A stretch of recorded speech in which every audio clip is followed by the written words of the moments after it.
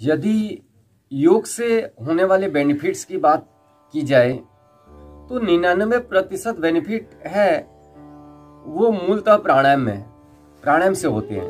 BP cure करने का ये प्रश्न हो, हार्ट की ब्लॉकेज को दूर करने की बात हो, हेपेटाइटिस क्योर करने की बात हो, आर्थराइटिस, थायराइड को मिटाने की बात हो, ये सारे रोग योग से मिटते हैं और योग से प्राणायाम से ही मिलते हैं। हम 8 प्रकार के प्राणायाम हम बताते हैं, क्रियाएं मूल रूप से करवाते हैं 8 प्रकार के।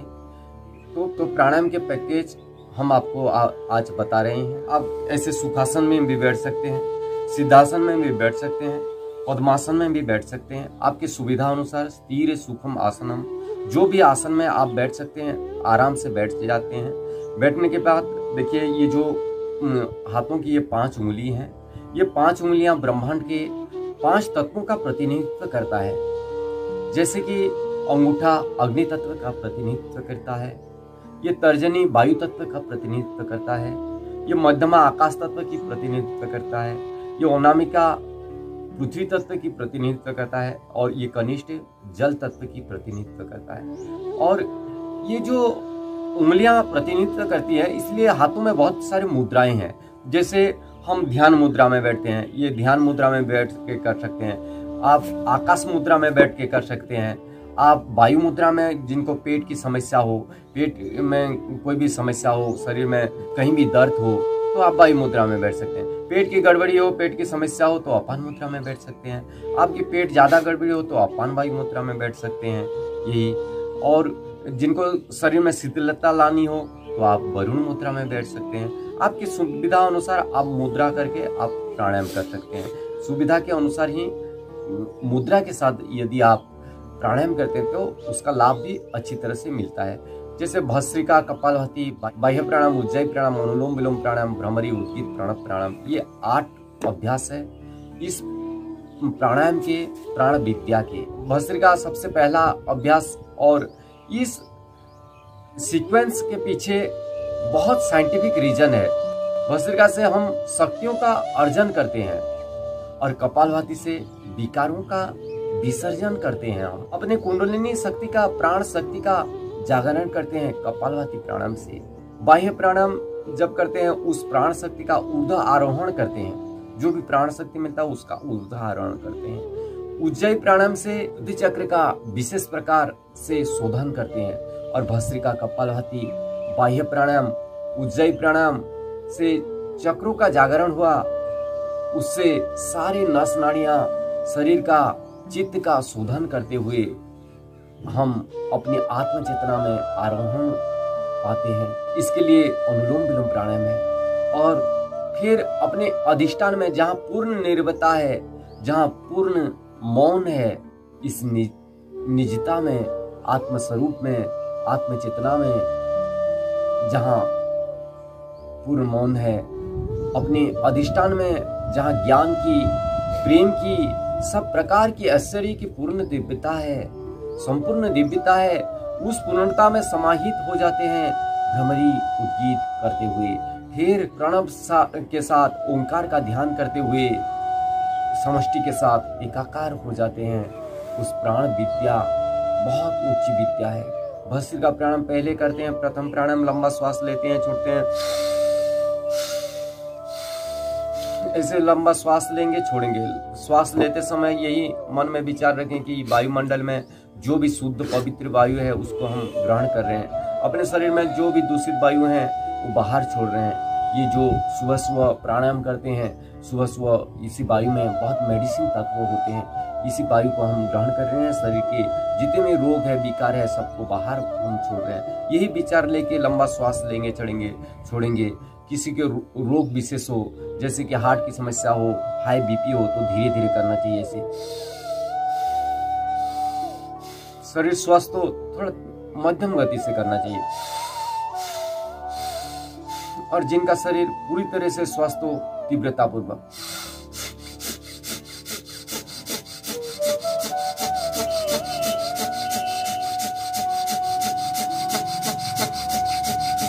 इसे अपने शरीर को देख के, अपने शरीर के रोग को देख के गति का चयन करना चाहिए। धीरे धीरे कर सकते हैं, मध्यम गति से, और तीव्रता पूर्वक भी अपने स्वास्थ्य के अनुसार कीजिए। अस्थमा के लिए, अर्थराइटिस के लिए, डायबिटीज के लिए, कैंसर के लिए ये बहुत अच्छी क्रिया है। पंच प्राण, पंच उपप्राण, पंच भौतिक और पूरे अस्तित्व को ऊर्जा देने के लिए शक्तियों के अर्जन करने का आदान करते हैं हम भस्त्रिका प्राणायाम से। इसी भस्त्रिका प्राणायाम निरंतरता पूर्वक कम से कम 5 से 10 मिनट का अभ्यास। दूसरा प्राणायाम है कपालभाति प्राणायाम। कपालभाति प्राणायाम आप वायु मुद्रा में ही बैठ जाएंगे। ऐसे वायु मुद्रा में बैठ के बाहर श्वास को छोड़ना है। कपालभाति प्राणायाम, कपाल मतलब मस्तिष्क, भाति में मतलब ओज, तेज, दीप्ति, ये बहुत जरूरी क्रिया है। बाहर श्वास को छोड़ते हैं, श्वास लेना नहीं है, बाहर ही छोड़ना है। और गति का चयन अपने शक्ति और सामर्थ्य के साथ ही करें। बाहर श्वास को छोड़ेंगे। ये अद्भुत प्राणायाम है, इससे पूरे बॉडी का इंटरनल व्यायाम हो जाता है। सब रोगों का एक औषध है तो कपालभाति है। बाहर श्वास को छोड़ रहे हैं, इससे पूरा सिस्टम हमारा बैलेंस हो जाता है, ऑटो मोड पर आ जाती है हमारी बॉडी, हमारे माइंड। ये कपालभाति प्राणायाम कम से कम 10 से लेके आप 15-15 मिनट स्वस्थ शरीर के लिए करें।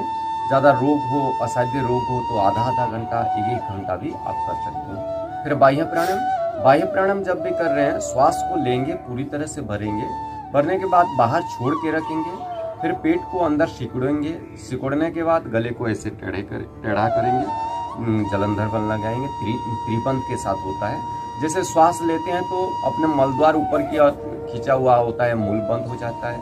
श्वास छोड़ते हैं, पेट को अंदर सिकुड़ते हैं तो उद्यान बंद, गले को टेढ़ा करते हैं तो जलंधर बंद। त्रिबंध के साथ ये करते हैं तो निश्चित रूप से लाभ मिलेगा।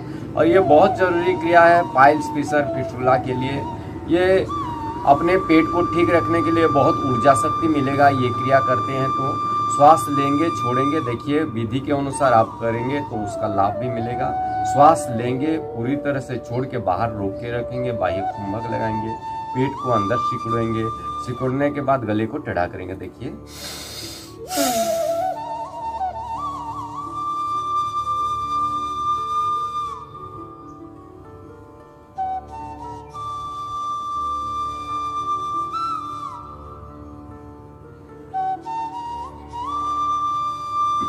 आराम से आप कर सकते हैं। ये बाह्य प्राणायाम है, कम से कम 3 से 5 बार कर सकते हैं। बहुत रोगों का समाधान, धातु की समस्या जो हो उनके लिए भी बहुत अच्छा है।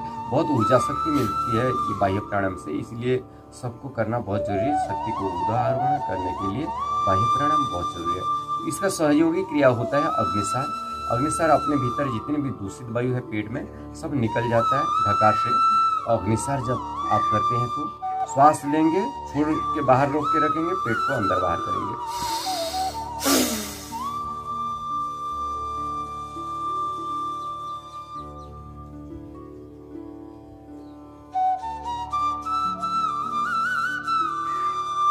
ये अग्निसार क्रिया करते हैं तो आपके पेट में दूषित वायु ही नहीं रहेगी।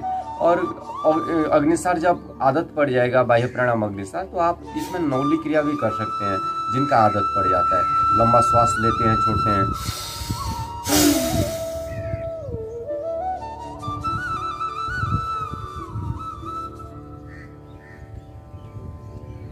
ऐसे आप कर सकते हैं, ये पेट के लिए बहुत अच्छा है। फिर उज्जयी प्राणायाम। उज्जयी प्राणायाम थायराइड के लिए, टॉन्सिल के लिए बहुत अच्छा है। अपने विशुद्धि चक्र को जागरूक करने के लिए जिनको थायराइड हो, टॉन्सिल हो, उनको 11-11 बार करना है। 11 से 21 बार आप कर सकते हैं। गले को टाइट करके लंबा श्वास को लेंगे, गले को संकुचित करके श्वास लेने के बाद गले को ऐसे टेढ़ा रखेंगे, फिर अपने दाईं नासिका को पकड़ के बाएं से ही छोड़ेंगे। विधि ये है, गले को टाइट करके श्वास लेना है। देखिए विधि के अनुसार आप करते हैं तो लाभ मिलेगा। ऐसे आवाज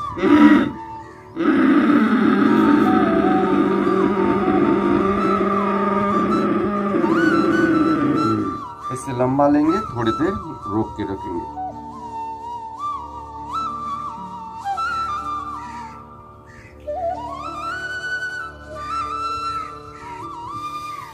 फिर अपने दाएं को पकड़ के बाएं से ही छोड़ना है, दाएं नासिका को पकड़ के बाएं से छोड़ना है।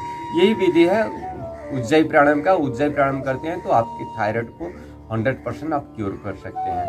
फिर इसी पॉइंट को आप 2-2 मिनट दबा सकते हैं और ये क्रिया करते हैं तो निश्चित रूप से लाभ मिलेगा। फिर अनुलोम विलोम प्राणायाम। अनुलोम विलोम प्राणायाम बहुत ही महत्वपूर्ण प्राणायाम है। अनुलोम विलोम प्राणायाम से 72 करोड़ 72 लाख 10,201 नाड़ियाँ, अष्टचक्र, नवद्वार शुद्ध हो जाते हैं। ये देह देवालय बन जाता है अनुलोम विलोम प्राणायाम से। अपने स्वरूप में, अपनी पूर्णता में, अपनी निजता में, अपनी दिव्यता में, पूर्ण चेतना में गहरे उतर जाते हैं अनुलोम विलोम प्राणायाम से। अनुलोम विलोम जब भी कर रहे हैं विधि के अनुसार अपने दाएं नासिका को पकड़ के बाएं से ही श्वास को लेंगे, बाएं को पकड़ के दाएं से ही छोड़ेंगे, फिर दाएं से श्वास को लेंगे, फिर दाएं को पकड़ के बाएं से ही छोड़ेंगे। ये विधि है।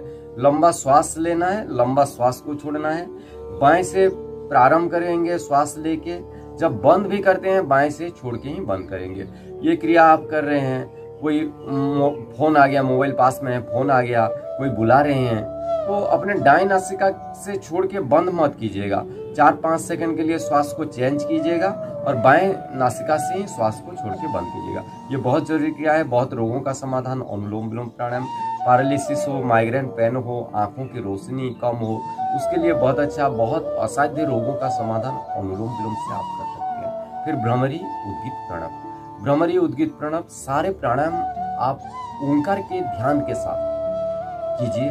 ओंकार के ध्यान के साथ यदि आप करते हैं, ओम का ध्यान करने से रोग तो मिटते हैं, भवरोग, संसार के सारे दुखों से हम मुक्त हो जाते हैं, सारे विवेक, पूर्ण कामनाओं से मुक्त हो जाते हैं हम और अपने से जुड़ जाते हैं। जहाँ पूर्ण निर्भयता है, पूर्ण मौन है, जहाँ हम स्वयं हैं और जो स्वयं से जुड़ जाता है वो इस पूरे समष्टि में जो भी करता है वो निर्लिप्त होके करता है।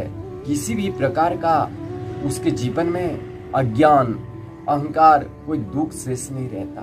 भ्रमरी प्राणायाम जब भी आप करते हैं, पहला उंगली कान पर, दूसरा उंगली माथे पर, शेष 3 उंगली आंखों पर रख के भ्रमर की तरह ओंकार का गुंजन किया।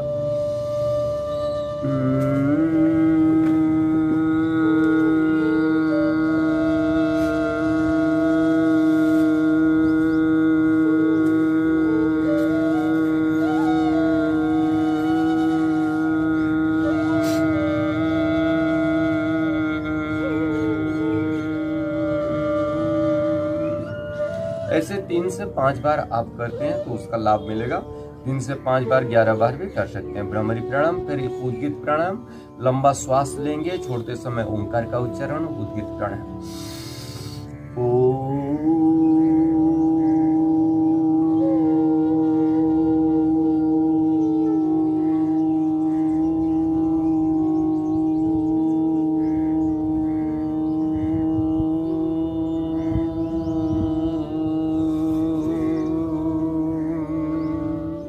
ऐसे उद्गीत प्राणायाम भी 3 से 5 बार 11 बार 21 बार कर सकते हैं। फिर शांत से कुछ समय बैठ जाएंगे, शरीर को ढीला छोड़ते हुए, भगवान की दिव्यता को अनुभव करते हुए, भगवान की अनंत गुणा शक्ति को अनुभव करते हुए, हे नाथ, हे नारायण, आप ही मेरे शरीर में विद्यमान हो। हे सच्चिदानंद आनंदमय स्वरूप भगवान, आप ही इसी शरीर में विद्यमान हो। हे शुद्ध ज्ञान, शुद्ध कर्म, अशुद्ध उपासना से हम अपने भीतर भगवान की दिव्यता को अनुभव कर रहे हैं। यही विचार लेते हुए शांत से 1 मिनट 10 मिनट भी आप ध्यान कर सकते हैं। थोड़ी देर के बाद दोनों हथेली को बस उठा के आपस में घर्षण करके फिर गरम गरम हथेलियों को अपने आँखों में पहले रखेंगे, फिर अपने चेहरा में रख के धीरे धीरे आँखों को खोल सकते हैं। ये क्रिया कर लेते हैं तो निश्चित रूप से आप रोगों से मुक्त हो जाएंगे। कितनी भी रोग हो, कितनी भी समस्या हो शरीर में, ये जो 8 क्रियाएं बताई हैं, ये क्रिया हर रोज करने का प्रयास करें। कम से कम 1 घंटा समय अपने स्वास्थ्य के लिए दें। निश्चित रूप से आप स्वस्थ रहेंगे, निरोग रहेंगे, समृद्धिशाली बनेंगे, जीवन में खुशी से रह पाएंगे।